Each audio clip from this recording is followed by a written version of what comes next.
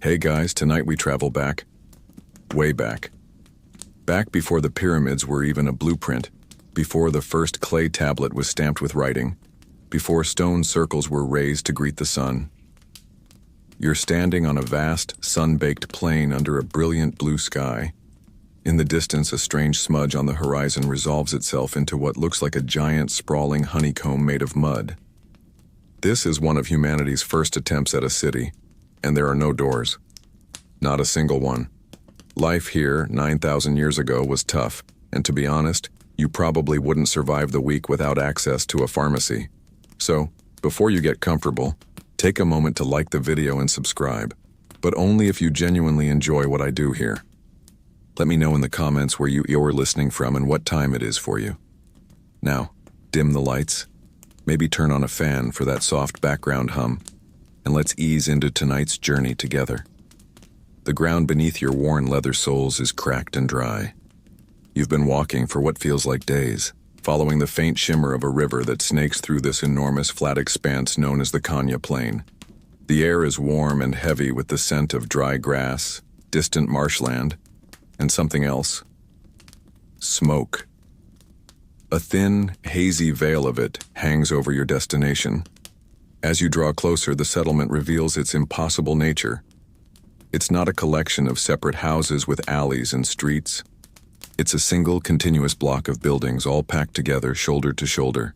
Their rectangular shapes staggered up the side of a gently sloping mound. There are no grand gates, no defensive walls, no welcoming archways. No, welcome to Çatalhöyük sign. Population. A whole bunch.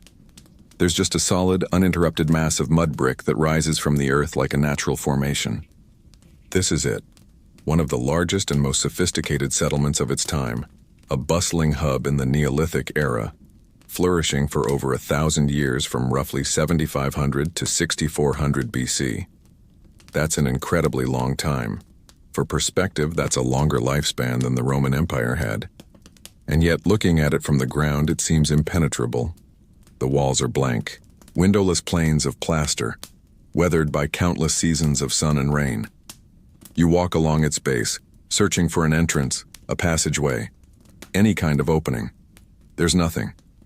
Forget navigating with Google Maps. There are no roads to even display. 0 stars for walkability, at least at ground level.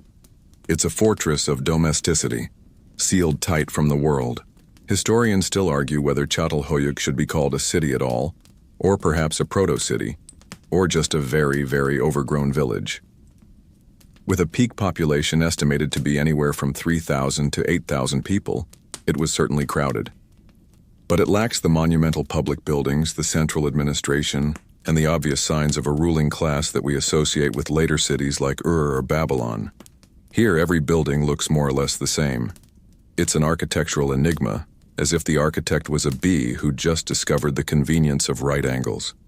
The name itself, Çatalhöyük, is Turkish for forked mound, a simple descriptive name given by modern people who found it. You can see why.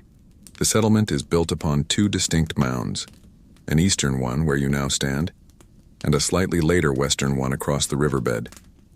You shield your eyes and look up, and that's when you see it. Life. High above you, figures move across the rooftops. They walk with a casual, sure-footed ease, silhouetted against the deepening orange of the sky. This isn't just the roof. It's the street, the plaza, the town square. It's the public world. Wisps of smoke curl upwards from dozens of openings scattered across this upper landscape, carrying the scent of burning wood and roasting grains. A child's laugh echoes for a moment, sharp and clear in the evening air. Someone is tending to a small patch of something green growing in a basket. 2 others are sitting mending what looks like a fishing net. Down here at the bottom, there is only silence and blank walls. Up there, the city is alive. Every home is a private island, and the only way to get from one place to another is by air, or at least by ladder. Your journey has brought you to the edge of this strange place, but to truly enter it, you'll have to leave the ground behind. You just need to find a way up. Before you commit to finding a way up that monolithic wall of mud, you turn and take a slow look around. The sun is low now, a fiery smear against the horizon, and the long shadows of the mound stretch out behind you, casting the plain in a deep, cool blue. This close to the settlement, the landscape is different from the parched ground you crossed earlier. You can hear it, a low hum of life, the croak of frogs, the drone of insects over water, the rustle of reeds in the evening breeze. You walk toward the sound, your feet sinking slightly into softer, damper earth. You've reached the banks of what was once the Charshamba River, the very reason this city exists. It's not a mighty, rushing river today. It's a lazy, meandering channel, its surface like dark glass in the fading light. This small river and its surrounding marshland are the lifeblood of Çatalhöyük. You can see how the entire settlement was built on an alluvial fan, a rich deposit of sediment laid down by the river over millennia. This is what allowed for one of the most important revolutions in human history: farming. You can just make out nearby plots where the soil has been turned, home to the early domesticated grains like emmer wheat and barley that fill the city's bellies. It's a Neolithic version of a high-end grocery store, where everything is organic and you might have to personally wrestle a wild animal for your dinner. The river provides drinking water, and its sluggish currents are home to fish and water birds. You see a flash of white as a crane takes flight from the reeds, its long legs trailing behind it. Closer to the city, the ground is pockmarked with shallow pits and trenches. Here, the earth turns from dark soil to a pale, sticky clay. This is the town's quarry. You see handprints and tool marks in the walls of a recently dug pit, evidence of the constant, unending work of maintaining the city. The primary construction materials here are mud and determination, mostly mud. People would mix this clay with straw and water, press it into rectangular wooden molds, and leave the bricks to bake in the hot Anatolian sun. House by house, generation by generation, the city grew from this very earth. You reach down and scoop up a handful of the cool, slick clay. It's the stuff of creation, the substance from which this entire society is built. As you crumble the clay in your hand, you notice something small and round at your feet. It's a clay ball, baked hard, about the size of a large plum.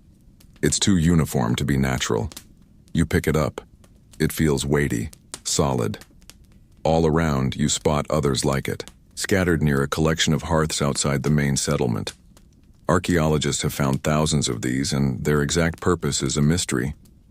Were they used for cooking, heated in a fire and then dropped into a skin-lined pit or a wooden vessel to boil water for stew? Were they ammunition for slings, used for hunting birds in the marsh? Or were they something else entirely, perhaps tokens for counting or gaming? No instruction manual is included. You pocket the small sphere. Might come in handy, or it might just be a 9,000-year-old stress ball. The environment provides everything. Tall reeds from the marsh are harvested for weaving sturdy floor mats and reinforcing the mud and plaster roofs. The trees that grow along the riverbanks, juniper and oak, provide the crucial timber for the city's internal skeletons, the posts and beams that support the roofs you're so eager to walk upon. But this delicate balance is everything. Archaeologists still debate the exact environmental conditions of the time. Some models suggest a much wetter, marshier landscape than today, while others propose a drier climate with seasonal flooding that would have constantly reshaped the floodplain. Either way, the city's survival was tethered to this river and this land. If the river shifted its course, or if the climate changed and the trees receded, life here would become precarious. Night is falling fast now. The chorus of frogs grows louder, and the first stars are beginning to prick the deep violet sky. It's time to stop observing and start participating. Out here, you are exposed. The sounds of the wild, a distant howl, a rustle in the undergrowth, remind you why people chose to pack themselves so tightly together, sealing off their homes from the world at ground level. Safety wasn't in walls around the city, but in the very design of the city itself. You turn back to the silent, dark mass of Çatalhöyük. It looms larger in the twilight, no longer a strange artifact on the plain, but a refuge. Somewhere on that wall of mud, there must be a ladder.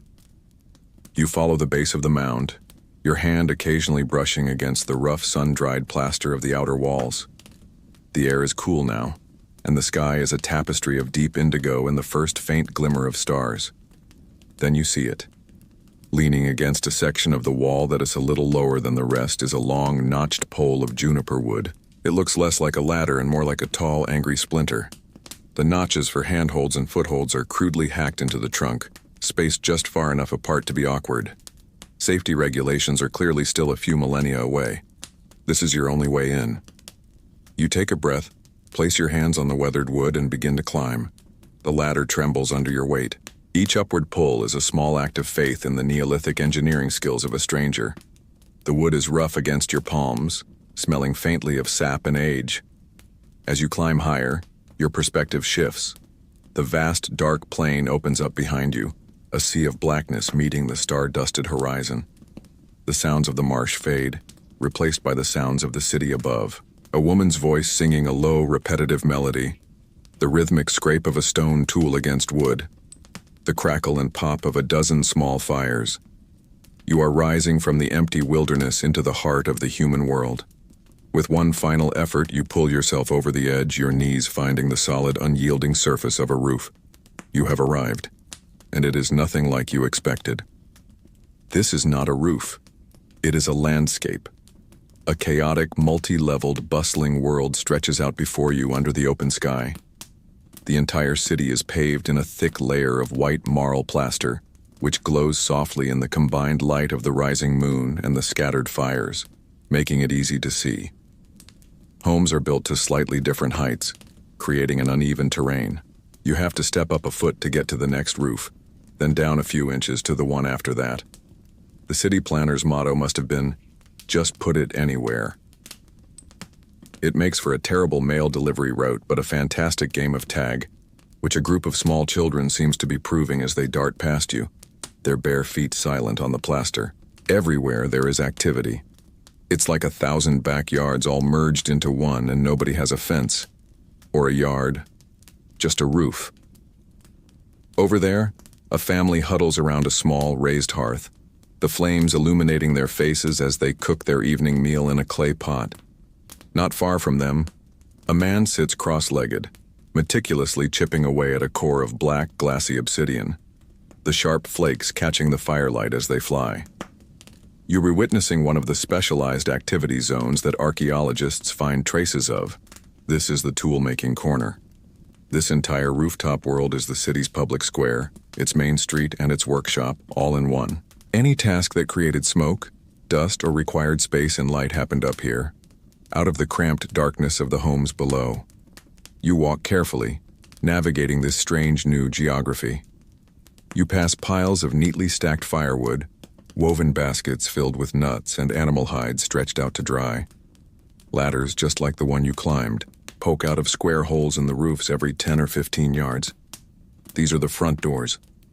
A man effortlessly descends one, disappearing into the blackness below.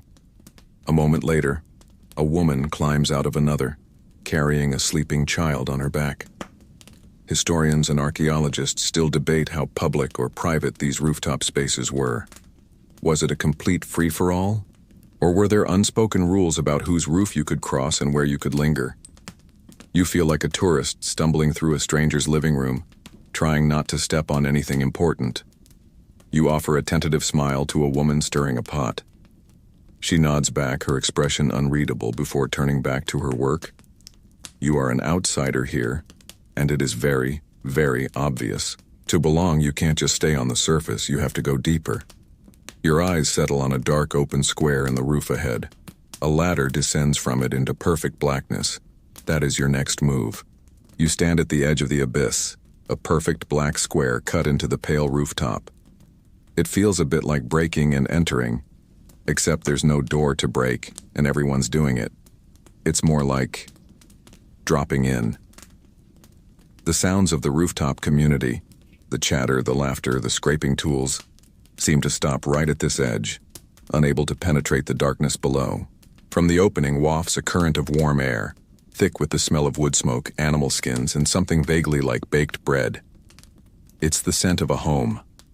Taking one last look at the starry sky, you swing your legs over the edge and find the top rung of the ladder. The descent is short, maybe 10 or 12 feet, but it feels like you're entering another world. The ladder is steep, its rungs polished smooth by the constant passage of hands and feet. The bright moonlight from the rooftop shrinks to a small, distant patch of light above you. The air grows warmer, more still. The ambient noise of the city is replaced by an intense, almost humming silence. The final few feet are in total darkness. Your foot probes for the last rung, then finds the solid floor. You've arrived. You release the ladder and stand, utterly enveloped in the quiet gloom. For a moment, you are blind. Then, slowly, shapes begin to emerge from the blackness. The only source of light is the faint, dying red glow of embers in a shallow pit near the base of the ladder. This must be the hearth. The square of sky above you provides a dim, silvery backlight, but it doesn't reach the corners of the room. Your eyes slowly adjust, going from "can't see a thing" to "can almost see the wall you're about to walk into." You are standing in a single, large, rectangular space. You can't see the edges clearly, but you get a sense of its size, not huge but big enough for a family. There are no windows. There are no other doors. The fire safety plan seems to be, hope there isn't a fire. There's no back door, no emergency exit, just a single vertical wooden chimney that you also have to climb. It feels incredibly secure but also intensely confining. This is the standard design for almost every house in Çatalhöyük. A large main room for living, sleeping, and working, and, as you'll soon see, one or two smaller side chambers used for storage. This house, and the 1,000 just like it, were entered from the south end, directly over the hearth and a small domed oven. Archaeologists still debate the exact function of the roof opening. Was it just an entrance, or was it also the primary chimney, cleverly placed so that the rising heat from the fire would create a draft, pulling the smoke up and out of the living space? It's a simple but potentially brilliant piece of ventilation design, though judging by the smoky haze still lingering in the air, it wasn't perfectly efficient. You take a tentative step forward, your hand reaching out to touch the nearest wall. It's cool and surprisingly smooth, like polished stone. It's plaster, made from the same white marl you saw on the roofs, applied over the mud brick walls. But as you run your fingers over it, you can feel it's not a single flat surface. There are subtle undulations. This is because the walls were alive, in a sense. The inhabitants of Çatalhöyük were meticulous housekeepers, and they would constantly refresh their homes by applying a new, thin layer of plaster over the old one. Over the decades that a house was occupied, this could be done more than 100 times. Each layer, no thicker than a coat of paint, entombed the soot, the dirt, and sometimes even the painted murals of the previous year. You're touching a kind of family album written in plaster. 100 layers of domestic history compressed into a single surface. Standing here in the dark heart of a Neolithic home, you are surrounded by the subtle, layered presence of generations. As your pupils widen to their absolute limit, the interior of the house resolves itself into a landscape of subtle topography. The whole place feels less built and more sculpted, like someone made a giant pot and then decided to live in it. It's all very organic, with a strict no sharp corners policy. The floor is not one continuous level. Raised platforms about a foot high line the walls of the main room, creating distinct zones. You can imagine these platforms covered with soft woven reed mats and warm animal furs, serving as beds for sleeping, benches for sitting, and tables for working on crafts. This is where the life of the family would unfold. You are currently standing in the dirty part of the house. This southern end, directly beneath the entrance ladder, was the domestic hub. The floor here is darker, stained by soot and the daily mess of cooking. You can see the shallow, bowl-like hearth with its bed of gray ash and a few glowing embers, and next to it, a small, perfectly formed clay dome, the oven. The smell of baked grain still lingers here. This is where food was prepared, where fires were tended, where the practical, messy business of staying alive happened. As you move away from the ladder, toward the northern end of the room, you step up onto one of the clean, plastered platforms. The air here feels clearer, the space more ordered. This division is intentional and found in almost every home. The back of the house was the clean zone, reserved for sleeping, socializing, and most importantly for ritual. You notice a low, dark opening in the eastern wall, barely tall enough to crawl through. Curiosity pulls you closer. Peering inside, you see a much smaller, darker chamber. This is the storeroom, the Neolithic pantry. It's here that the family would have kept their precious surplus, baskets of emmer wheat and barley, strings of dried berries, nuts, and perhaps clay pots filled with rendered animal fat. It's a walk-in closet, but for storing things like 50 pounds of wheat and a collection of bone tools. Much more practical. The existence of these storerooms tells you that life here wasn't just a day-to-day struggle. There was planning, foresight, and a concept of household property. Archaeologists still debate the social structure of the household. Was each house home to a nuclear family, or did they house larger, extended family groups? The size of the storeroom and the number of sleeping platforms offer tantalizing, but ultimately ambiguous clues. You back away from the storeroom and continue exploring the main chamber's clean area. You run your hand along the edge of a raised bench that seems to be molded directly from the wall itself. The plaster is smooth, almost silky, and then your hand hits something that doesn't belong. It's hard, ridged, and curves upward. You flinch for a second, then feel it again. It's a horn. A massive horn, belonging to a wild bull, an aurochs. As you look closer, you can see the entire plastered skull of the colossal beast has been set into the bench, with its horns sweeping out into the room. Forget a nice piece of art over the mantelpiece. The height of Neolithic interior decorating is a giant pair of bull horns sticking out of your bench. It's a bold choice, and a terrible thing to bump into in the middle of the night. This isn't just a home, it's a shrine. The presence of this powerful primal symbol transforms the space entirely. The aurochs was the largest and most dangerous animal in their world, and its skull and horns, known as bucrania, were clearly of immense ritual importance. They are found in many of the houses, sometimes in pairs, sometimes lining an entire wall. This room wasn't just a shelter from the elements. It was a place where the sacred and the mundane lived side by side, where a family slept and ate in the constant presence of their most potent symbols and, as you will soon discover, in the company of their dead. The night inside the house is a profound, absolute thing, a darkness and silence so complete that it feels heavy, like a blanket. You drift in a dreamless sleep on a reed mat, the cool, hard plaster of the platform beneath you. There are no distant sirens, no hum of a refrigerator, just the soft sound of your own breathing, and that of the half-dozen other shapes sleeping in the gloom. Your alarm clock is the chilling realization that there is no snooze button in 7000 BC. Also, your bed is a mat on a mud platform, but what finally pulls you from sleep isn't a sound, but a change in the air. A deep, penetrating cold that signals the approach of dawn. A figure stirs on the platform opposite. It's one of the older women of the house, her movements slow and deliberate in the darkness. She slides off the platform and crouches before the hearth.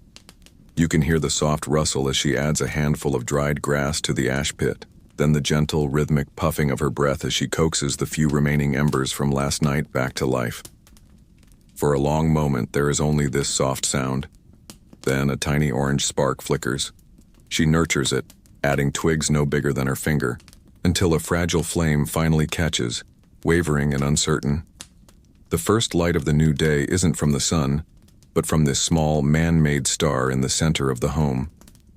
The growing fire pushes back the darkness, casting long, dancing shadows that leap up the plastered walls. The bullhorns on the bench seem to emerge from the gloom, their curves catching the flickering light. The air quality inside is authentic. The first plume of smoke is thick and acrid, hitting the back of your throat and making your eyes water. It's a level of smokiness that would make a modern firefighter nervous, but here, it's just called morning. The hearth was the absolute heart of the Neolithic home, providing not just light and the ability to cook, but essential warmth. The constant smoke was simply the price you paid for survival, a reality reflected in the skeletal remains from this site, which often show evidence of respiratory damage from a lifetime of smoke inhalation. As the fire strengthens, the rest of the family begins to wake. They sit up, shrugging off the heavy animal hides they use for blankets. A man with a thick, tangled beard. A younger woman who moves to a small stone bowl, dips a wick of moss into the rendered animal fat inside, and lights it from the main fire, creating a small sputtering lamp that she places in a corner. Children, sleepy and silent, rub their eyes. No one speaks much. The morning is a time for quiet, methodical work. One of the women kneels before a large, sloping stone, a saddle quern, and begins to grind a handful of dried wheat, using a smaller stone to crush the grains with a rhythmic back-and-forth motion. The grating sound fills the small space, a sound like a cement mixer full of rocks. It's the Neolithic equivalent of a breakfast smoothie blender, only it takes 2 hours and gives you an incredible arm workout. Anthropologists and archaeologists debate the daily sleeping arrangements. Did the whole family sleep together on one large platform, or were there designated spots for parents, children, and elders? Watching them now, you see an easy familiarity, a group that has shared this confined space for their entire lives, their movements choreographed by habit and necessity. The house is a single organism, and its members are all waking up, stretching, and preparing for the day ahead. The man checks the edge of an obsidian blade. A child bundles some firewood. Finally, the man who seems to be the head of the household moves to the ladder. He moves with an effortless agility, climbing up into the square of pale, gray light that is now visible through the roof opening. A moment later, he is gone, and the cool morning air that spills down into the smoky room is your invitation to follow. You climb the ladder, your head breaking through the opening into the pale morning. You emerge onto the roof and take a deep breath of smoke. It's the Neolithic version of city smog, but with a rustic campfire scent that clings to your hair and clothes. It's probably not great for you, but it's 100% organic. A thin haze from 1,000 newly lit hearths blankets the entire settlement, softening the edges of the buildings in the cool, gray light of dawn. The city is awake, but it's a quieter, more subdued version of the bustling hub you saw last evening. People move with a slow, deliberate purpose, their forms dark against the rising sun, which is just beginning to paint the eastern sky in shades of pink and gold. The primary focus of this early hour is food. The rhythmic, grating sound of grain being ground that you heard in your own house is now magnified 1,000 times, a low, industrious hum that forms the city's morning soundtrack. You watch as one of the women from your host family expertly navigates the rooftop terrain. She carries an empty woven basket. She doesn't head for a ladder to leave the city. The foraging for today's breakfast happens right here. She approaches a neighboring house where a man is displaying a finely woven reed mat. They speak in a low tongue you don't understand, and after a moment of inspection, she trades a handful of sharp obsidian flakes for a scoop of dried lentils. A few rooftops over, she exchanges a small pot of animal fat for a double handful of barley from her sister's household. The city functions on these intricate personal networks of kinship and trade. Back at your family's rooftop space, the ingredients for the morning meal are assembled. The diet here at Çatalhöyük was surprisingly varied. These people were pioneers of the agricultural revolution, and their mainstays were domesticated cereals like emmer wheat and einkorn, alongside legumes like peas and lentils. But they were also expert foragers, and their storerooms contained a wealth of wild resources. You see the woman add a handful of crushed pistachios and almonds to the grinding stone, along with a few charred acorns that have been leached of their bitterness. This mix of farmed and foraged foods gave them a resilient and nutritious diet, a buffer against the failure of a single crop. She then pulls out a small leather pouch and adds a scoop of a dark, crumbly paste to the mix. She offers you a taste. It's a paste made from hackberries. These tiny, sweet fruits grow on hardy trees nearby, and their pits are incredibly hard. The people here would harvest them in huge quantities and pound them, pit and all, into an oily, gritty, but surprisingly sweet and energy-rich meal. You try a bit. It's sweet, fatty, and has the texture of coarse sand. It's not going to win any culinary awards, but it's packed with calories. Think of it as a 9,000-year-old protein bar. The ground meal is mixed with water in a clay pot and set by the fire to slowly cook into a thick, bubbling porridge. As you wait, you notice a small flock of sheep being led across the rooftops to a pen on the edge of the city. Archaeologists debate the scale of animal domestication at Çatalhöyük.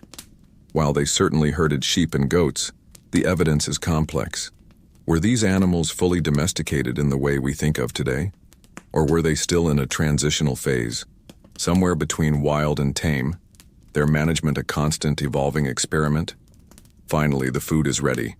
Breakfast is a hearty porridge of mixed grains, lentils, and crushed nuts, served warm in a simple clay bowl. It's the original superfood bowl, minus the blueberries and the Instagram post. It's filling, savory, and deeply satisfying. As you eat, you notice a different kind of activity beginning. The men of your house and several others nearby are not settling into crafts or chores. They are gathering spears, long wooden shafts tipped with lethally sharp obsidian points. They check their bows and gather bundles of arrows. They are not preparing for farming, they are preparing for the hunt. Their quiet, focused energy suggests they are after something far larger and more dangerous than sheep or goats. The hunting party moves as a single unit, a dozen men armed with the quiet confidence of experience. You follow them across the rooftops, their long spears like a mobile forest against the morning sky. They descend a ladder at the western edge of the city, and you scramble down after them, feeling clumsy and slow in comparison. Once on the ground, they don't look back. They set off across the plain, their pace steady and economical, their eyes scanning the horizon. You trail behind, a silent observer on their serious errand. The great mud-brick honeycomb of Çatalhöyük shrinks behind you, becoming once again a simple mound in the vastness of the landscape. Their target is the aurochs, the wild ancestor of all domesticated cattle. And this is not your friendly neighborhood dairy cow. This is the cow that would eat your friendly neighborhood dairy cow, and then use its bones as toothpicks. The aurochs is a magnificent and terrifying beast, standing nearly 6 feet tall at its muscular shoulder, covered in a shaggy coat of black or reddish-brown fur. Its most formidable feature is its massive set of horns, which curve forward in a wicked, lethal arc. This animal is powerful, notoriously aggressive, and hunting it with nothing but wood, stone, and courage is one of the most dangerous things a person here can do. For hours they track. They move through groves of scrubby oak and juniper, their eyes fixed on the ground, searching for the telltale split hoof prints, larger than any two of your hands put together. They find a pile of droppings, and one of the men crumbles it in his fingers, nodding to the others. It's fresh. The tension in the group subtly tightens. They communicate with hand signals, their movements becoming slower, more deliberate. Their plan isn't a heroic head-on charge. It's more of a, let's all try to poke the giant angry beast with sharp sticks from a safe distance and hope it doesn't notice who threw the last one approach. It's a very sensible plan. Then they see it. A lone bull grazing in a clearing near a marshy patch of ground. It is immense. Its presence is so powerful it feels like the air is vibrating around it. The hunters freeze, melting into the landscape. This is the moment where everything could go wrong. The hunt is not just about meat. It's a vital source of leather, bone for tools, and immense social prestige. The successful aurochs hunter is a man of great standing in the community. You recall the powerful bucrania mounted inside the house and realize that this living, breathing, formidable creature is the source of that sacred power. The hunt begins. A few hunters circle around, using the reeds of the marsh as cover, trying to spook the bull toward the softer, muddier ground where its weight will be a disadvantage. The others ready their spears. Suddenly a shout. The aurochs lifts its massive head, nostrils flaring. It lets out a bellowing roar that shakes you to your core and begins to paw the ground. Spears fly. Most glance off its thick hide, but one sinks deep into its flank. The beast screams in fury and charges, not at the main group but at one of the flanking hunters. He dives into the reeds a split second before those horns would have torn him apart. You remember seeing a strange painting on a wall inside a house, a mural depicting small dancing figures in leopard skins, pulling on an aurochs's tongue and tail. Archaeologists and anthropologists debate the meaning of these famous hunting scenes. Are they literal depictions, a form of magic, or a retelling of a myth? Seeing this raw, violent reality, the playful teasing in the painting seems utterly insane. More spears fly, and this time a few find their mark. The great bull slows, its charge turning into a stumbling walk. It is bleeding heavily now. It turns, fixing the hunters with its dark, intelligent eyes, and lets out one final, ragged breath before its legs buckle. It crashes to the earth with a ground-shaking thud. There is no cheering. The men approach the fallen giant cautiously, with a palpable sense of respect and awe. The mood is less, "We won the big game," and more, "Phew, nobody got turned into a Neolithic pancake." A successful hunt is one you walk away from. The real work, the butchering and transport of hundreds of pounds of meat and hide, is about to begin. The moment of quiet reverence over the fallen aurochs is brief. Now, the real work begins. One of the lead hunters kneels and pulls a tool from a leather pouch at his waist. It's not a large, heavy axe, but a small, unassuming piece of black stone. Obsidian. As he turns it in his hand, it catches the sun, and you see its edge. It's a sliver of pure, volcanic glass, flaked to a terrifyingly fine point. It's so sharp it looks like a piece of frozen shadow. You get the feeling you could cut yourself just by looking at it too intensely. A modern steel scalpel has a cutting edge that is a few hundred atoms thick. A freshly knapped obsidian blade can be just 10 atoms thick. It is, quite literally, the sharpest tool humanity has ever produced. With this simple blade, the hunter makes the first incision in the aurochs's thick hide. The obsidian slices through the skin and sinew, with an ease that seems impossible. There is no hacking or sawing, just a clean, precise cut. The men work with the practiced efficiency of a team that has done this 100 times. They skin the massive animal, their dark blades flashing. They carve out huge portions of muscle, separating the meat from the bone with a surgeon's knowledge of anatomy. This black glass is the secret to their success. The obsidian found here doesn't come from the local area. Its geological signature has been traced by scientists to volcanoes in Cappadocia, more than 120 miles to the northeast. Every single one of these blades is proof of an ancient, long-distance trade network, a testament to the fact that this city was not an isolated island, but a connected part of a much larger world. Later, back on the rooftops of Çatalhöyük, you see where these incredible tools are born. An older man sits cross-legged on a hide, a large core of obsidian held between his knees. In one hand he holds a piece of antler, and in the other, a smooth river stone. With a sharp, focused tink, he strikes the core. A long, thin blade of obsidian flakes off. He does it again and again, his movements economical and precise. It's a process called flint knapping, and it is a true art form. Archaeologists still debate the organization of tool production. Were there specialized flint knappers who created tools for the community? Or was it a basic skill that every household possessed? Watching this man's sublime skill, it's hard to imagine everyone could do this. You see a younger man nearby, practicing on a rougher piece of flint, his flakes short and clumsy. It is a craft honed over a lifetime. Not all tools are made of stone. The bones of the aurochs, once stripped of their meat, are another vital resource. Some of the men use heavy stone choppers to crack open the massive leg bones to get at the marrow inside. It's a high-calorie superfood, the Neolithic equivalent of a butter-filled energy gel, and much, much messier to eat. The splintered bone fragments aren't discarded. You watch a woman take a long piece of bone and rub it patiently against a block of sandstone, grinding it down, shaping it. Over hours, she forms it into a fine, sharp point. She then takes a tiny flint drill and carefully bores a hole in the blunt end. The result is a perfect needle. You're handed one of these tiny, polished bone needles. It's a masterpiece of miniature engineering, smooth and cool to the touch. With tools like this, they could sew the tough aurochs hide into clothing, bags, and shelters. You immediately feel clumsy, terrified you're going to drop it and spend the next hour searching for a needle in a giant mud brick city.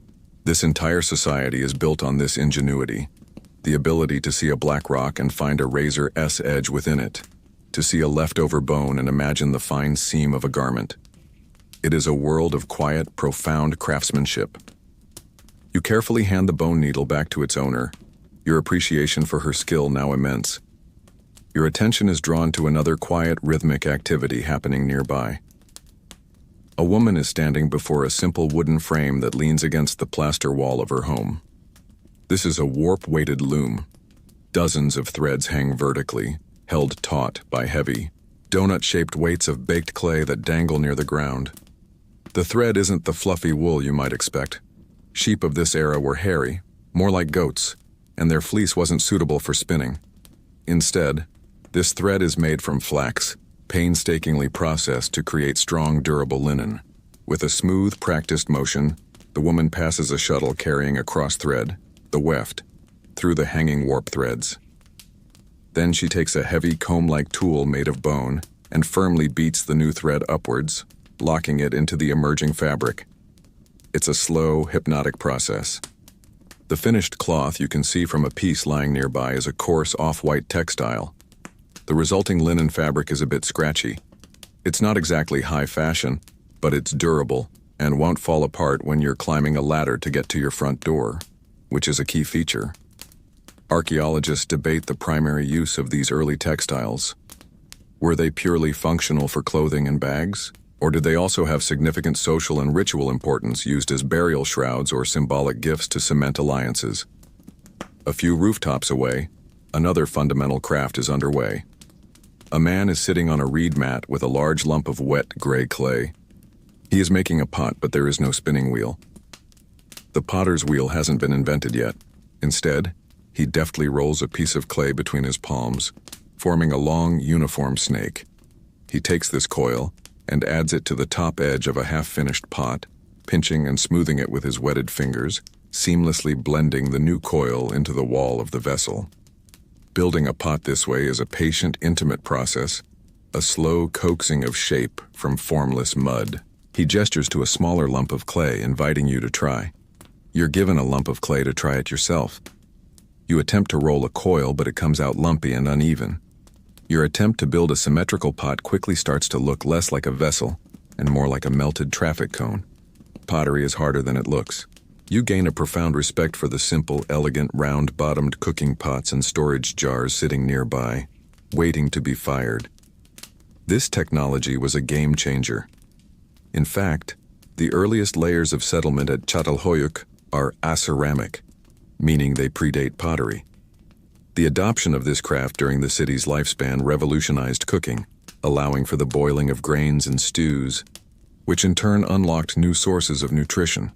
When a pot is finished and has dried to a leather-hard state, it must be fired. This too is a process fraught with uncertainty. There are no fancy enclosed kilns. Firing the pots is basically an educated guess combined with a bonfire. The dried pots are carefully stacked in a shallow pit, covered with wood and animal dung and set ablaze. The motto is, fire it and forget it, and hope you don't just end up with a pile of expensive, heat-shattered mud. Among the tools on the potter's mat is a small, flat piece of baked clay, about the size of a biscuit with a handle on the back. The front surface is carved with a mesmerizingly intricate geometric pattern, a series of zigzags and chevrons. This is a stamp, or a seal. Its exact purpose is a mystery. Was it used to press patterns onto cloth, onto their own skin as a form of body art, or onto loaves of bread before baking? The potter sees your curiosity and presses the stamp into a flat piece of wet clay, revealing the crisp, beautiful design. It is not just a tool for survival. It is art. The intricate pattern from the clay stamp lingers in your mind, a small token of a complex symbolic world. The man from your host family sees your fascination. He nods toward the dark opening of his home, beckoning you to follow him back down. You climb back down the ladder and it feels like you're entering a secret art gallery. The admission is free, but the air quality will cost you. The inside of the house is as dark as you remember it, but the man doesn't hesitate. He throws a handful of something onto the fire. It crackles and bursts into a brighter, oilier flame, perhaps from a resinous piece of wood, and suddenly the room is filled with a dancing, vivid light. In the brighter glow, you see that the walls are not blank. They are alive with color.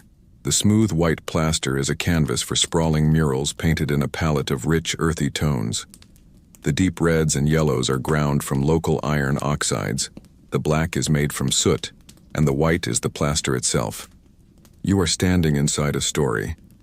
An entire section of the clean northern wall is covered in a vast geometric pattern, a dizzying network of interlocking diamonds and zigzags that look strikingly similar to the design on the clay stamp, and also remarkably like the patterns of a modern Turkish kilim rug. The connection seems too strong to be a coincidence. Perhaps the designs they wove into their textiles, they also painted on their walls, a single artistic tradition expressed in different media. Your host points to another wall. Here the subject is not abstract. It's a scene of heart-pounding action. A colossal red bull, its horns lowered, dominates the center of the painting. It is surrounded by a swarm of small, black human figures. The artists weren't too concerned with realistic human portraiture. The people are basically stick figures, but very brave, well-armed stick figures, their bodies contorted in dynamic poses of running, jumping, and throwing spears. It's the aurochs hunt you witnessed, memorialized on the wall of the home. It's a story told again and again, a reminder of the danger, the triumph, and the spiritual power of the great beast. These paintings weren't static decorations. The walls were constantly replastered and repainted, sometimes with the exact same scene in the exact same spot. The act of painting itself must have been as important as the finished image. As your eyes trace the lines, you notice other, stranger images. On one side panel, huge black birds with massive wingspans, vultures, are shown hovering over small, headless human bodies. It's a jarring and macabre scene, hinting at a complex relationship with death and the afterlife. In another house, archaeologists famously discovered what might be the world's first map. It appears to show the city itself as a series of rectangular boxes, with a twin-peaked mountain looming behind it, spewing dots and lines from its summit. The interpretation of this volcano map is one of the biggest debates in Neolithic archaeology. Is it truly a map of Çatalhöyük with the nearby volcano Hasan Dağı erupting, an incredible cognitive leap for the time? Or is it a more symbolic painting of a leopard skin with some abstract pattern above it? You move closer to another wall and you see something else entirely. Handprints, dozens of them, pressed or perhaps stenciled onto the plaster in red ochre. It's the original "I was here," a 9,000-year-old signature. It is an immediate and startlingly personal connection to the people who lived and died in this very room. You instinctively raise your own hand and place it over one of the ancient prints. For a fleeting second, the chasm of 9 millennia disappears and you feel the presence of the person who left this simple, enduring mark. Standing here in the firelight, surrounded by wild hunts, strange symbols, and the ghosts of ancient hands, you realize this house is far more than a shelter. It is a history book, a cathedral, and a home, all at once. Your host sees you staring, mesmerized at the painted walls. He moves to a small built-in niche near one of the sleeping platforms, a sort of prehistoric cupboard, and reaches inside. He pulls out a small, heavy object and carefully places it in your hands. It's a figurine sculpted from a pale, creamy limestone. You are holding one of the most famous and debated artifacts in the ancient world. It depicts a woman seated on what looks like a throne. The figure is robust. Her breasts are large and heavy. Her stomach is round and pronounced. Her thighs and buttocks voluminous. Her hands rest calmly on the heads of 2 large felines, leopards or lionesses, that form the armrests of her throne. She looks less like a goddess of fertility and more like the formidable head of the Neolithic neighborhood watch. You do not mess with this lady. This is the so-called mother goddess of Çatalhöyük. When the site was first excavated in the 1960s, the archaeologist James Mellart saw this figure, and others like it, as definitive proof of a widespread matriarchal religion. He proposed that these people worshipped a single powerful goddess who controlled fertility, agriculture, life, and death. This idea was revolutionary and captured the public imagination. It painted a picture of a peaceful, woman-centered Neolithic society that existed long before the patriarchal, warlike gods of later mythologies. For decades, this interpretation was accepted as fact. But as you hold the cool, smooth stone in your hands, the story gets more complicated. The debate over the meaning of these figurines is a classic example of how archaeology evolves. What was once accepted as fact is now seen by most current researchers as a compelling, but perhaps overly simplistic interpretation. Later, more systematic excavations at the site revealed a more complex picture. For one thing, while striking female figurines were found, so were male figurines. Some depicted bearded and seated on bulls, as well as figures of indeterminate gender and a huge number of animal figurines. The intense focus on the goddess may have been a case of seeing what one wanted to see. Furthermore, the context in which they were found is crucial. While this one was carefully stored, many others were discovered in what appear to be garbage dumps, discarded in rubbish pits along with animal bones and broken tools. It's hard to maintain the all-powerful goddess image when a lot of your statues are found tossed out with last week's trash. This suggests they might not have been permanent idols on an altar, but perhaps objects used in a specific ritual and then disposed of, or even tools, toys, or teaching aids. Some were even made with a very curious feature: detachable heads. It's like the world's first action figure, the Neolithic Barbie, where you can swap out the head for different occasions. Goddess of the Harvest head for Tuesdays. Angry vulture spirit head for Fridays. This interchangeability suggests a focus on roles or stories, rather than the worship of a single, static deity. The exaggerated body parts might not symbolize fertility at all. They could represent something else entirely, perhaps the power and wisdom of community elders, women who had lived long and respected lives. While the mother goddess theory is compelling, the truth is likely more nuanced. The sheer number of figurines found, both human and animal, confirms that they were a hugely important part of life here, but their exact function remains a captivating mystery. You look down at the heavy figure in your palm. It is not a clear answer anymore. It is a 9,000-year-old question mark, representing a rich and complex spiritual world that we are only just beginning to understand. You hand the enigmatic figurine back to your host, who places it carefully back in its wall niche. The little stone figure, with its throne of leopards, raises more questions than it answers. Questions about power, status, and who, if anyone, was in charge here. To find answers, you need a wider view. You climb the ladder once more, emerging into the bright, hazy light of midday on the rooftop. The city is a hive of activity, a patchwork of industry and domestic life. You stand on one of the higher roofs and you scan the entire settlement, looking for clues. You look for the mayor's office or the king's palace and realize there isn't one. The city's government seems to run on a system of everybody just try to be cool. It's a bold political experiment. From your vantage point, you can see across the entire eastern mound a sprawling carpet of hundreds of rectangular mud brick homes.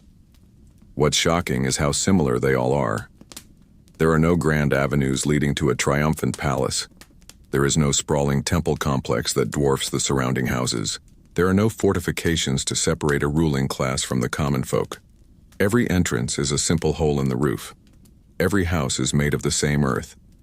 The architectural uniformity is one of the most stunning and radical things about Çatalhöyük. It's the primary evidence for a startling theory. For over 1,000 years, this massive community may have thrived as a profoundly egalitarian society. You watch the people as they go about their day. A man barters a bundle of reeds for a piece of obsidian. A group of women works together to replaster a section of roof. Children chase each other in a chaotic game of tag that spans a dozen different homes. You see no one bowing to a superior, no one wearing clothes or jewelry that sets them dramatically apart. It's a city of thousands with no obvious signs of a centralized government. No king, no priest caste, no police force. The main deterrent against crime seems to be that if you annoy your neighbor, you still have to climb over their roof to get home. Awkward, this doesn't mean it was a society of perfect equals. There were subtle differences. As you look more closely, you notice some houses are a little larger than others.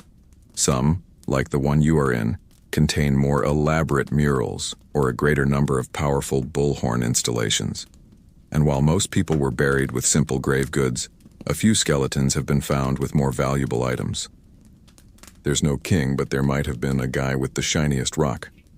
One of the most prized status items seems to have been a mirror made from obsidian. By carefully grinding and polishing the black volcanic glass, a craftsman could create a surface that gave a dark, smoky but discernible reflection. You see a woman pull one from a pouch, a rare and precious object that required immense effort to create and trade for. Owning one was probably the Neolithic equivalent of having the latest smartphone. The central debate among archaeologists is whether Çatalhöyük was truly egalitarian, or if we are simply failing to recognize the signs of a more subtle, unfamiliar form of social hierarchy. Perhaps power was distributed among many households or clans, each with its own respected elders. Or maybe authority was based on ritual knowledge and spiritual leadership, which didn't require opulent displays of wealth to be recognized. Whatever the system was, it was remarkably stable, holding this large community together for longer than many great empires would last. It was a society built not on command and control from the top down, but perhaps on a complex web of kinship, reciprocity, and shared ritual from the ground up, or in this case, from the rooftop down. You shift your gaze from the horizon-spanning view of the city to the small dramas unfolding right in front of you. If this egalitarian society wasn't held together by a king or a council, it must have been held together by the people themselves, in the 1,000 tiny interactions of a normal day. The rooftop is the stage for this social glue. Privacy is a bit of a foreign concept. Your business is pretty much everyone's business, especially since they have to walk past your front door to get to the communal oven. It's an open-roof plan city. You watch as a woman realizes the stone she uses for grinding grain has worn smooth. She calls out to her neighbor 2 roofs over, who passes her own grinding stone across the gap. There is no talk of payment, just a nod of thanks. A bit later, the first woman will pass over a small bowl of the porridge she makes. This constant low-level reciprocity is the city's lifeblood. A few houses down, a group of older men sits in a patch of sun, their hands a blur of motion as they work together to repair a large fishing net. Their quiet conversation punctuated by easy laughter. The rooftop is the 9,000-year-old version of social media. News travels fast. By the time a hunting party gets back, the entire city already knows the size of the aurochs and who almost got trampled. Children are everywhere. They treat the entire uneven landscape of the city as their personal playground. A group of them shrieks with delight as they play a game of tag, leaping fearlessly from one roof level to another. The kids' game of tag is played on hard mode. The floor is lava, except the floor is a 10-foot drop and there are 100 open holes to fall into. It certainly teaches you to watch where you're going. As they play, they are effortlessly absorbing the social map of their world, learning who their cousins are, which houses belong to which families, and the unwritten rules of getting along. The very architecture of the city compels this interaction. To get anywhere, you must traverse the spaces of others. Every trip outside your home is a social journey, a series of brief greetings and negotiations. This constant contact is what prevents the anonymity that can fracture larger communities. But it's not all just passive interaction. You see a major project beginning near the edge of the mound. A heavy juniper beam, which must have taken a dozen people to haul from the distant woodlands, is being hoisted onto a roof to repair a collapsing section. It's an all-hands-on-deck affair, a coordinated effort of muscle and rope, with people from several surrounding houses all pitching in. Later, as the sun begins to dip, the smell of cooking fires becomes general across the city. The family you are with doesn't eat alone. A neighboring family brings over a pot of stewed lentils, and your host family shares the fresh aurochs meat you saw being butchered. They sit together on reed mats, sharing food from a common bowl. Analysis of fossilized human waste, coprolites, found at the site confirms this wasn't unusual. The traces of meals show that people ate food prepared in different hearths, proving that households regularly shared meals. Sociologists and archaeologists debate the nature of kinship at Çatalhöyük. Was society organized around matrilineal or patrilineal lines? The exact structure is lost to time, but this scene of a shared meal makes the function of that structure clear. It created a resilient, cooperative, and tightly woven community, capable of surviving and thriving for a millennium without a single throne. Watching the easy flow of community life on the rooftops, it would be easy to romanticize this existence. The social fabric is strong, the art is profound, the sense of belonging absolute. But as you look closer at the people themselves, you begin to see the strain. You see an older man who moves with a stiff-paned gait, his back permanently stooped. You see a young woman with a crudely healed fracture in her arm that has left it twisted. And you notice that there are not many truly old people. The vibrant social life masks a harsh biological reality. Our clearest window into this reality comes not from the living but from the dead they buried beneath their floors. The skeletons of Çatalhöyük tell a story of a short and aching life. Living to the ripe old age of 35 was considered a pretty good run. A person of 40 was a venerable elder, and reaching 50 was an extraordinary achievement. This wasn't a world of peaceful, long retirements. It was a world where life was a constant, grinding struggle against disease, malnutrition, and physical exhaustion. The very way they lived, in a densely packed city, cheek by jowl with their neighbors and in close proximity to their animals, was a perfect incubator for infectious diseases. Evidence of illnesses like tuberculosis has been found on their bones, a shadow of the coughs and fevers that would have swept through the crowded, smoky houses. Archaeologists and paleopathologists debate the primary cause of the high infection rates. Was it the crowded living conditions and poor sanitation, the close proximity to their animals, or a combination of factors? Whatever the cause, life was a daily gamble against invisible threats. And then there was the pain you could see. Their diet, full of coarsely ground grains, was loaded with grit from the stone tools used to process it. This wore their teeth down to flat, painful stumps. The skeletons show evidence of horrific dental abscesses, infections that could easily spread and become fatal. A toothache wasn't just an inconvenience, it was a potentially life-threatening event. The local dentist was a shaman with a pointed rock, which is not a great health plan. The physical labor was relentless, and it left its mark on their very bones. You watch a woman kneeling on a mat, grinding grain on a saddle quern, the same rhythmic back and forth motion you saw this morning. She will do this for hours, every single day.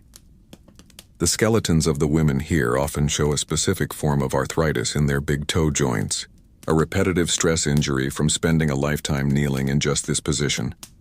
Everyone had bad knees and a sore back. Their vertebrae are compressed and lipped with arthritis from a lifetime of carrying heavy loads of clay, water, and firewood up and down those rickety ladders. Throwing out your back wasn't an expression, it was a daily possibility and a major disaster.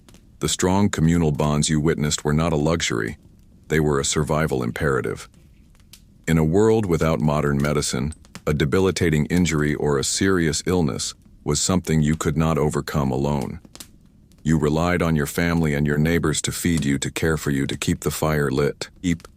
The resilience of the people of Çatalhöyük was not just in their clever tools or their revolutionary farming. It was in their commitment to each other, a social technology as vital as any obsidian blade. They lived in pain, but they lived together. You stand on the rooftop, the weight of the daily struggle you've witnessed settling on you. Why endure the smoke, the disease, the crowded conditions? Why build a city here, on this specific patch of plain? You look at a man sharpening an obsidian tool, the black glass glinting in the sun. The answer is in that stone. The prosperity of this city, the very reason for its existence, lies not just within its mud brick walls, but in its connection to the world beyond the horizon. You let your mind drift, imagining the journey that brought this essential material here. Picture a small group of people, traders from Çatalhöyük, leaving the city at dawn. They don't carry much food, just enough to get by.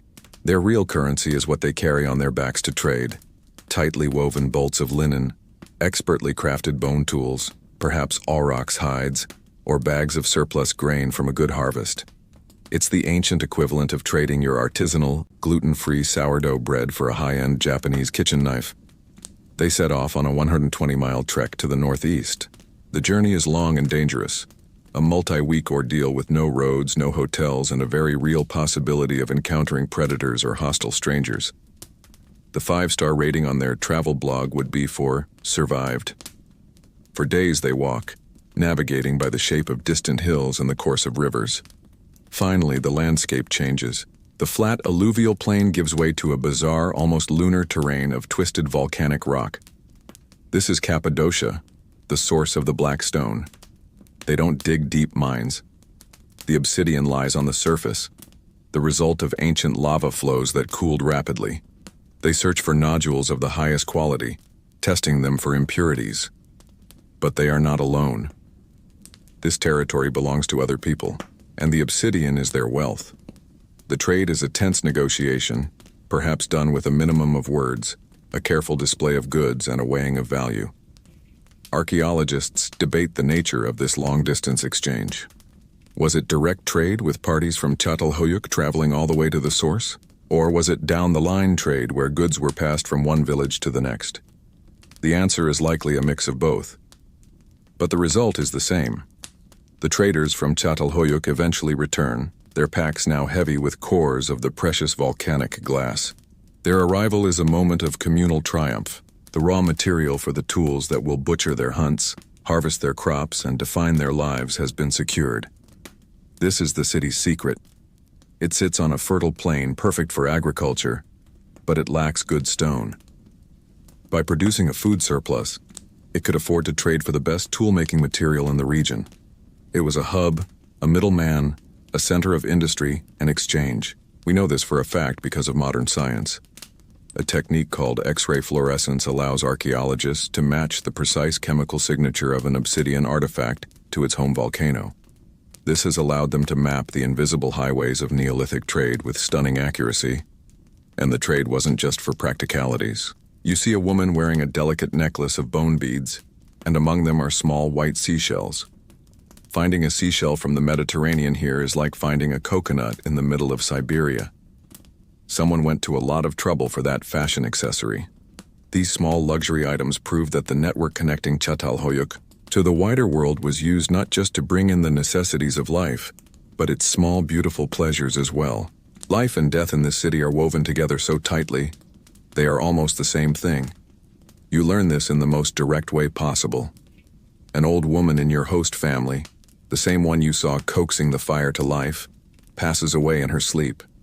There is a period of quiet, somber grief, but there are no preparations for a funeral procession to a distant graveyard. Because there is no graveyard. The people of Çatalhöyük do not send their dead away. They keep them closer than you could possibly imagine. The body is carefully wrapped in a reed mat and carried up the ladder. It is taken some distance from the city, to a place where it is left exposed to the elements. This is where the vultures from the wall paintings play their role. It's a very efficient, if slightly macabre, cleaning service. Nature's sanitation department. After some time has passed, weeks or months, the men of the family return and gather what remains, the clean, dry bones. These are bundled together, perhaps in a textile wrapping, and brought back home, back into the house. Inside, the family members roll back the soft reed mats from one of the main sleeping platforms, the clean area of the house where they sit and sleep every night. With digging sticks and shovels made from the shoulder blades of oxen, they begin to break through the hard plaster floor. They are digging a grave, directly beneath the spot where the family sleeps. When someone passes away, you don't call the funeral home, you just get out a shovel and start redecorating the bedroom. It gives a whole new meaning to the phrase, sleeping with your ancestors. The pit is small and round. The bundled bones of the old woman are placed inside, arranged in a tight fetal position, as if she is sleeping or awaiting rebirth. A few personal items are placed with her. A necklace of riverstone beads, a finely crafted bone needle just like the one you held. Then the pit is filled with the excavated earth and rubble. A new clean layer of white plaster is troweled over the top until the floor is smooth and seamless again. The reed mats are rolled back into place, and that's it. Life resumes. But the house is now fuller. The old woman has not left. She has simply moved to the foundation of the home. This practice of intramural burial means that every house is also a family tomb, a mausoleum. A single home, occupied for generations, might have dozens of individuals buried beneath its floors. Sometimes the process is even more complex. In certain burials, the skull is removed from the body before it is interred. It is then covered in plaster, with the features carefully remolded and painted with red ochre to give it a lifelike appearance. This plastered skull might be kept in the house for a time, handled, consulted, a tangible link to a powerful ancestor, before it too is finally buried. Archaeologists debate whether the people buried together in a house were always a simple biological family. or if the household was a more complex social unit. But the intent seems clear. The ancestors were a constant physical presence. They were the roots of the family, and the house was the soil that held them. Later that night, you lie down on your mat on that very same platform. The plaster is cool beneath you, but you can't escape the knowledge of who lies just a few inches below. You are not just in a house. You are in a living archive of a family's lineage. Having your ancestors buried under the floorboards would certainly make you think twice about spilling something. You wouldn't want to wake Grandma. Sleep doesn't come easily.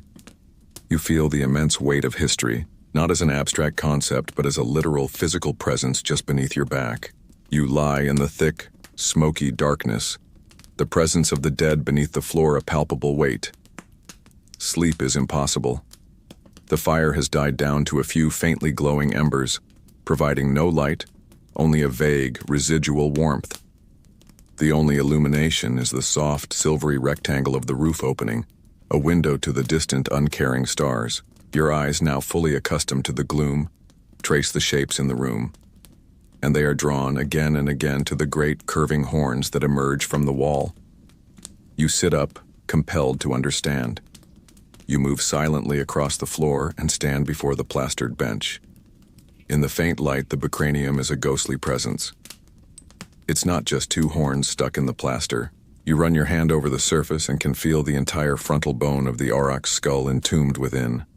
A solid, bony mass that gives the installation its heft and form. The horns themselves are real, polished by time, their tips sharp and dangerous even now. Most people today hang a painting or a mirror. These guys preferred to mount the entire front end of a 2-ton, famously grumpy bovine on their living room wall. It really ties the room together, if the room is a shrine to things that can kill you. You remember the visceral reality of the hunt, the terrifying power of the living beast. Bringing these horns into the home was an act of immense symbolic power. It was a way of taming that wild, chaotic energy, of harnessing it for the protection and prestige of the family. The horns are almost always found here, in the clean northern part of the house in close proximity to the burial platforms. The connection is unmistakable. The spirits of the wild and the spirits of the ancestors are linked, sharing the same sacred space. Perhaps the bulls were seen as guardians of the dead, or maybe the strength of the aurochs was a quality the family wished to imbue in its lineage. Archaeologists still debate the specific meaning of the bull in Çatalhöyük's cosmology. Was it a deity, a totemic ancestor, a symbol of male power, or something else entirely? Its exact role is a profound mystery, and they didn't stop at bulls. In other houses, you might find the plastered heads of rams, their curled horns a different kind of symbol, or the fierce, tusked jawbones of wild boars set into the walls. It was a whole dangerous fauna theme. You're just glad they didn't have access to dinosaurs, or the houses would be nothing but T-Rex skulls. These installations were not permanent fixtures of the building, but powerful objects that belonged to the family. When a house reached the end of its life, it would be ritually closed. The family would often carefully chisel the horns out of the plaster, taking them with them when they built their new house on top of the old one. It's the Neolithic equivalent of taking the good light fixtures when you sell your house. I'm leaving the walls, but the sacred bull spirits are coming with me. As your eyes continue to explore the room, you spot a corner that you hadn't noticed before. Here is an installation of breathtaking strangeness. A large plastered bull head protrudes from the wall as expected, but underneath it, set into the plaster and fanning out like a grotesque halo, are the skulls of numerous vultures, their long, sharp beaks pointing out into the room. It is a terrifying and beautiful combination of symbols, the ultimate predator of the plains and the ultimate scavenger of the skies, the beast of life and power and the bird of death and transformation, united in a single sacred sculpture. You are looking at a fragment of a lost mythology, a story whose meaning is gone, leaving only its raw, unsettling power behind. You sit in the darkness of the house, surrounded by the powerful and sometimes violent imagery of their world. The ferocious bull, the flesh-eating vulture. For a place that seems so cooperative and communal on the surface, their inner world is filled with symbols of raw, untamed power. It makes you wonder, this egalitarian city, This marvel of social cohesion that lasted for a millennium, was it truly peaceful? The city has no walls, which suggests they weren't expecting a hostile army to show up. It's a very trusting attitude, like leaving your front door unlocked in a city of 8,000 people who all own sharp obsidian knives. For a long time, the prevailing image of Çatalhöyük was that of a tranquil Neolithic utopia. But the bones tell a more complicated story. For a long time, archaeologists thought this place was a prehistoric peaceful paradise. Then they started looking closer at the skeletons buried beneath the floors, and found a few people who'd clearly been on the receiving end of a very strong disagreement, likely involving a rock. Among the hundreds of skeletons excavated, a small but significant number show unmistakable signs of violence. One man's skull was found with a deep, crushing fracture, the result of a powerful blow from a blunt object. Another skull shows the healed depression from being hit by a clay sling bullet, perhaps one just like the small, hard ball you found by the river. The evidence paints a confusing picture, leading archaeologists to debate the very nature of Neolithic violence. Was it rare and personal, a result of feuds between families, or was there a more organized, ritualized form of conflict, perhaps small-scale raiding, that falls short of what we would call war? There's no evidence of a single catastrophic battle, no burned layers, no mass graves. The violence here seems to have been more intimate. Skeletal analysis has uncovered a number of individuals who died from violent injuries, including at least one person with a stone projectile point still embedded in their vertebra. Others show healed fractures on their forearms, the classic parry fracture that comes from raising your arm to defend your head from a blow. Even the art is ambiguous.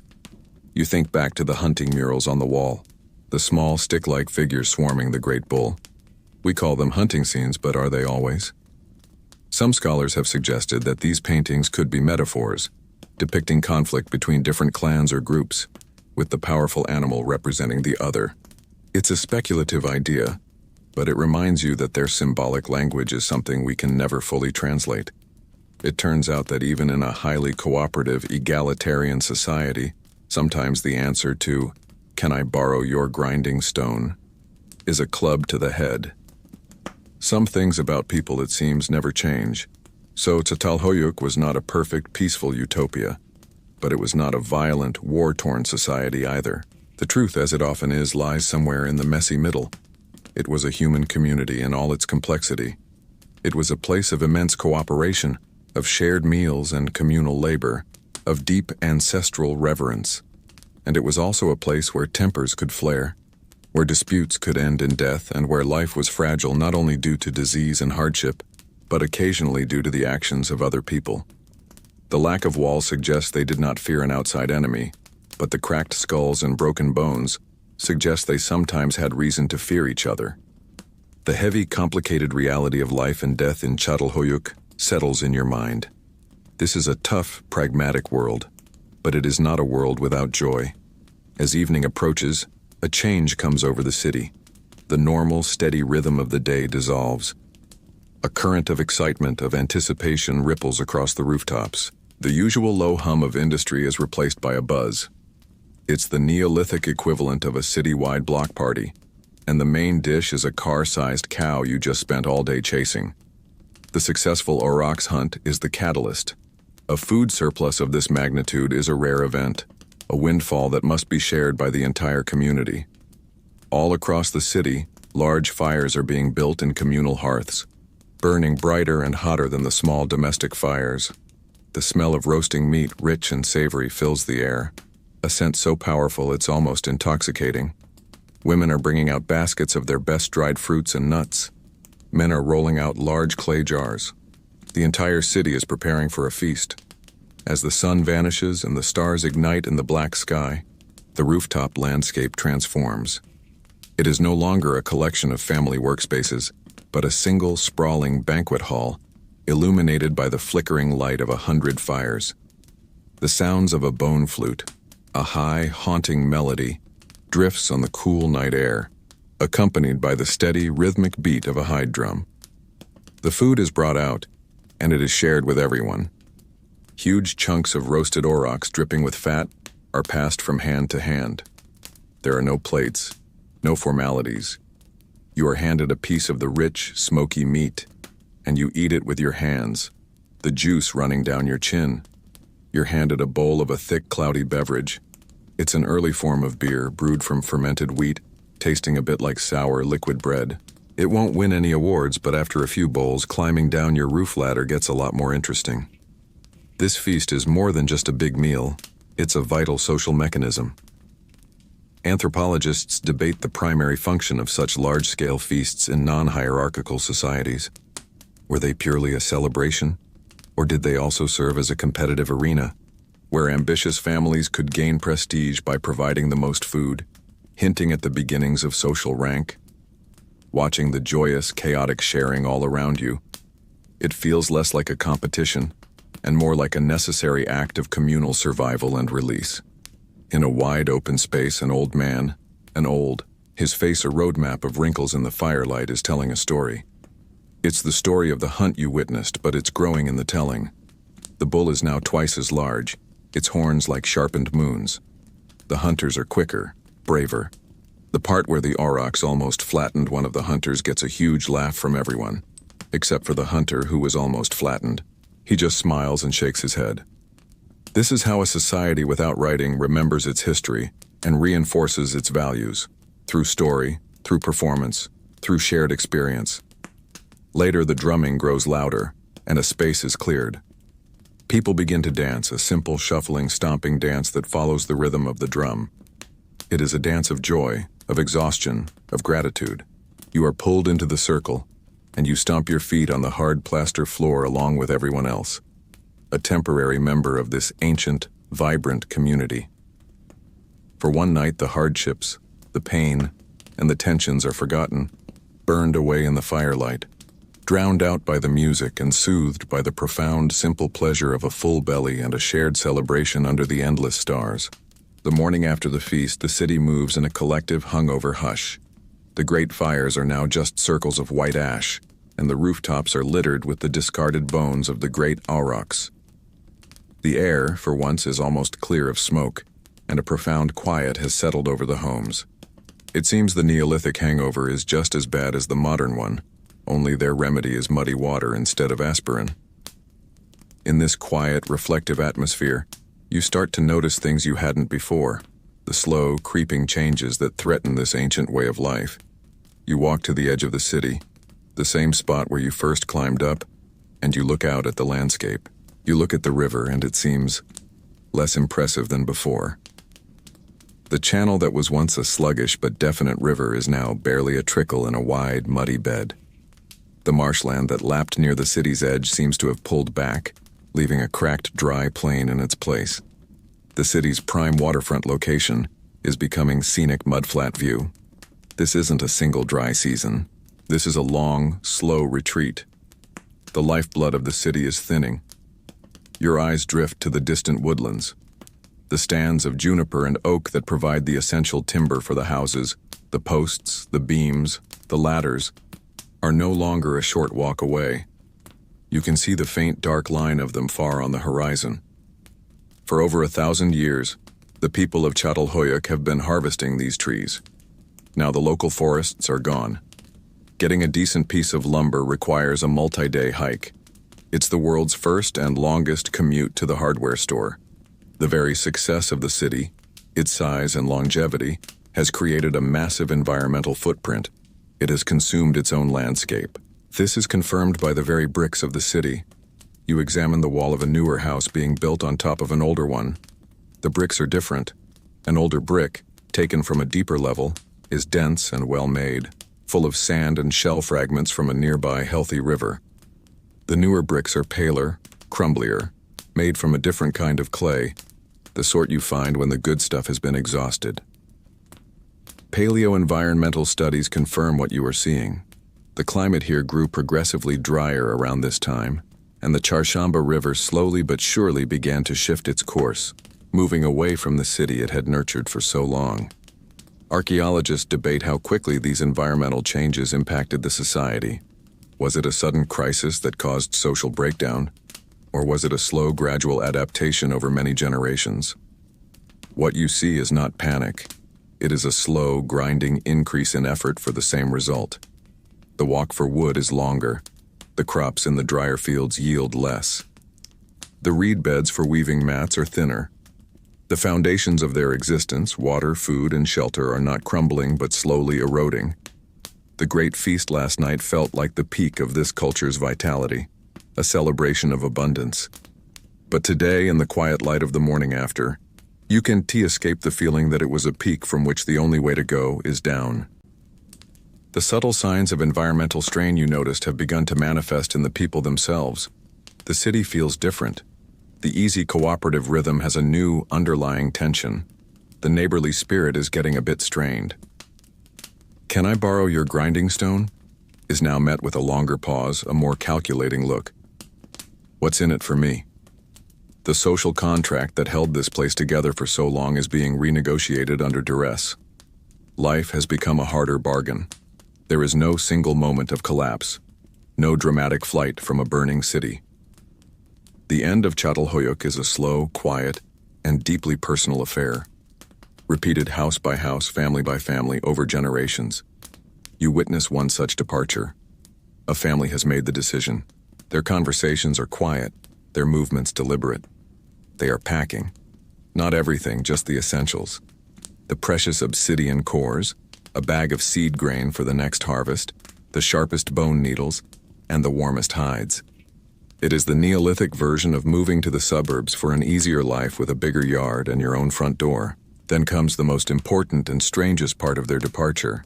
They take the sacred bullhorns from the walls, carefully chipping away the plaster to release the powerful symbols of their lineage. These they will take with them.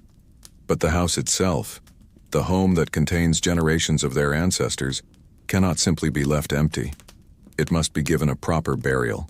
You watch as they bring basket after basket of clean earth up the ladder and pour it into the main chamber. They are filling their own home with dirt. They intentionally knock the upper parts of the walls inward. They are respectfully decommissioning their ancestral home, treating it like a living being whose life has come to an end. It is the ultimate security deposit. You can't wreck the place if it's already full of earth. It also really discourages squatters. Finally, it is done. The house is full. The family gathers on the roof one last time, takes a long look at the sprawling city that has been their entire world, and then they walk away, joining the growing number of people choosing a different future. Why did they all leave? The ultimate reason for Çatalhöyük's abandonment is a classic archaeological puzzle. Was the primary driver the environmental change you witnessed? Was it the social stress that came with scarcity?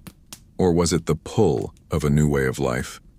Perhaps after 1,000 years of living in these dark, smoky, crowded conditions, the idea of a smaller, simpler village with houses that had their own yards and their own doors was just too appealing to ignore. Most likely, it was a complex interplay of all these factors. The abandonment was a slow tapering off, a gradual emptying that may have taken 200 years. The population dwindled. The rooftops grew quieter. The haze of smoke from the morning fires became thinner. The great feast you witnessed becomes a distant memory, a story told by elders of a time of greater abundance. The city was not conquered. It did not die in a single, violent spasm. It just faded. The last family is a silhouette against the setting sun, walking away from the city and into a new kind of life.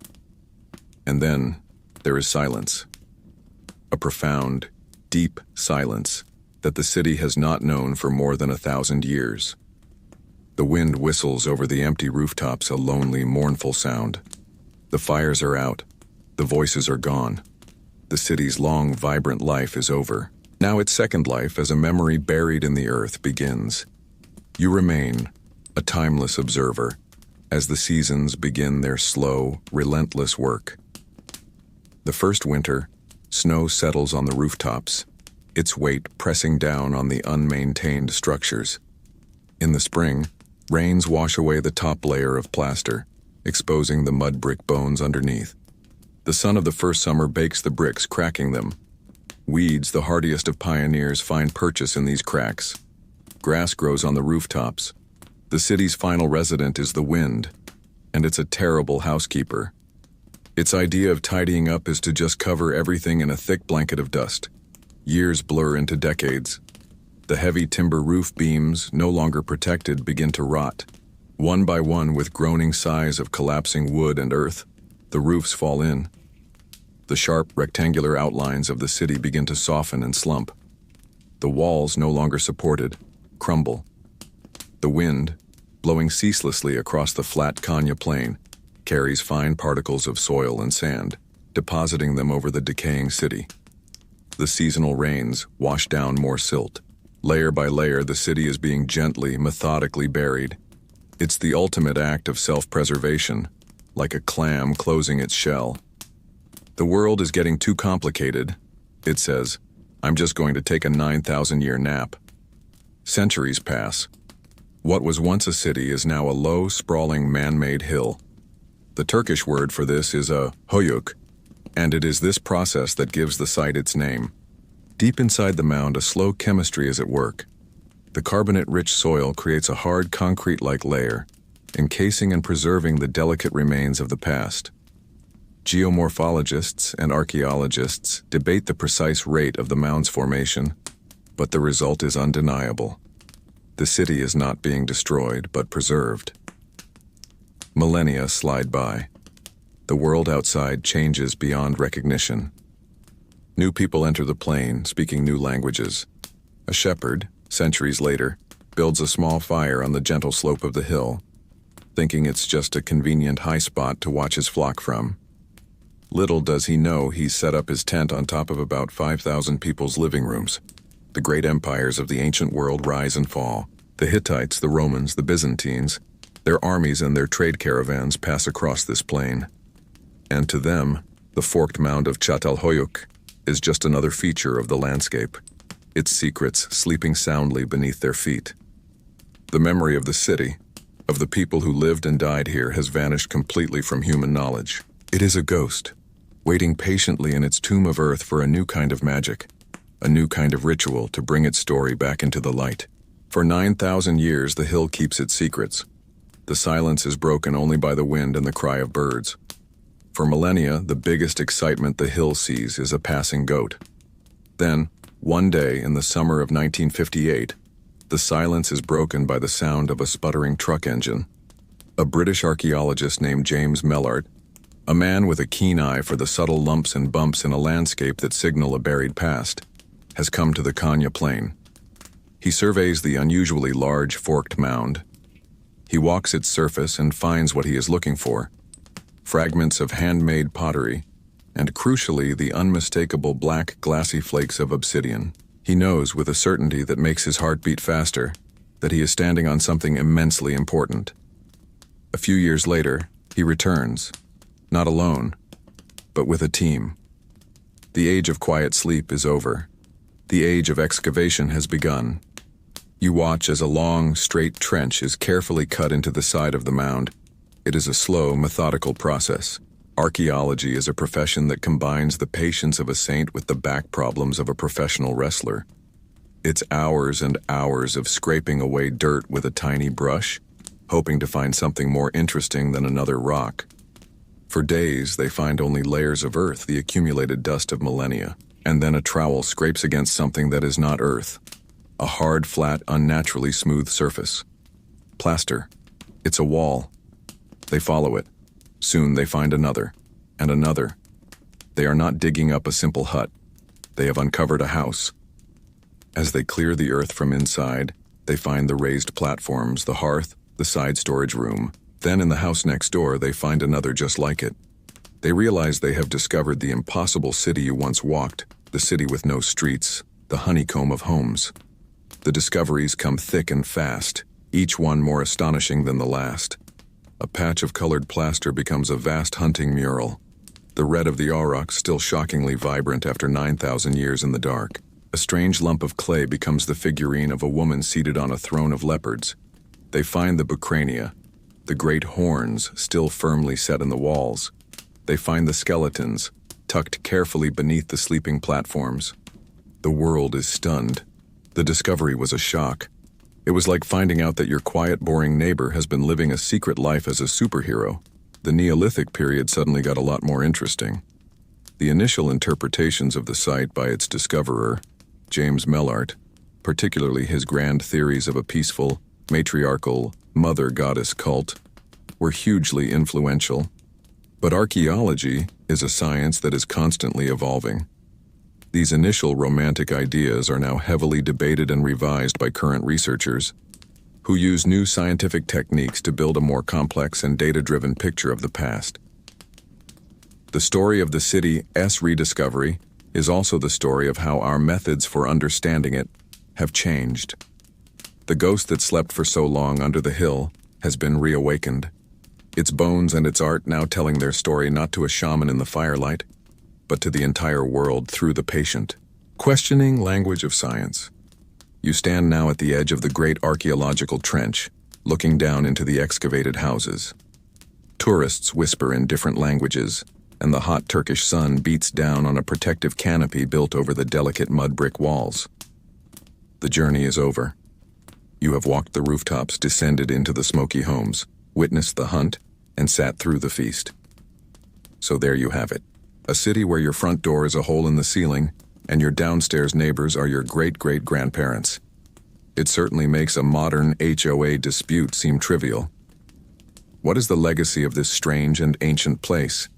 The ultimate legacy of Çatalhöyük is still debated. Was it a successful long-term model of a non-hierarchical city, or an evolutionary dead end, a type of urbanism abandoned in favor of the more centralized cities that came to dominate the world? Perhaps it was both. For over 1,000 years, it was a resounding success, a testament to the fact that thousands of people can live together, bound not by the command of a king, but by a shared culture of reciprocity, ritual, and kinship. It's a reminder that there's more than one way to build a city. Their way didn't last forever, but then again, a quick look at our own traffic jams and overflowing landfills suggests maybe we haven't perfected the formula either. The modern science being done here is a world away from the initial excavations. International teams use DNA analysis to map family relationships from the bones beneath the floors. They study microscopic plant remains to reconstruct recipes from 9,000 years ago. But this very act of discovery is a race against time. After millennia of being in a stable, buried environment, the excavated walls are now exposed to the air, and they immediately begin to decay. The city's main enemy is now fresh air. The walls are essentially allergic to the 21st century.